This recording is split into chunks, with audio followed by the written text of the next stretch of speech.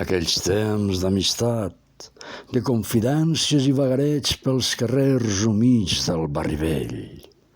Aquell fred hivern que no sentíem,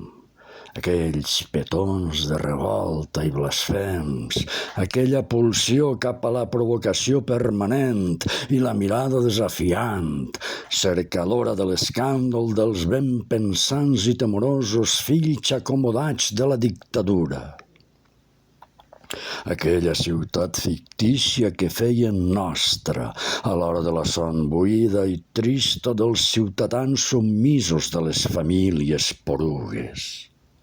Un vodevil a canvi d'una cançó polifònica, apresa entre classes de la incipient llibertat subversiva a la universitat, i mentre el franquisme devorava la llum, la paraula, la rauxa i l'enginy, nosaltres alimentàvem la nostra energia amb mar, gest i revolta, l'odi encès dels grisos i els colps i els insults mutilants que ens infiltraven la por i el dolor, però no la impotència, l'olor del metro, el fum de la taverna, la pudor apixum de les cantonades fosques, les fulles que la recent tardor havia pilonat pels carrers i que ningú no recollia,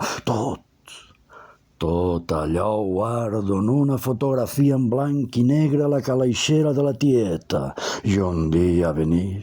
l'emmarcaré entre l'inquiet argent viu i ametistes litúrgics i faré present totes les esperances i promeses que no es van a complir.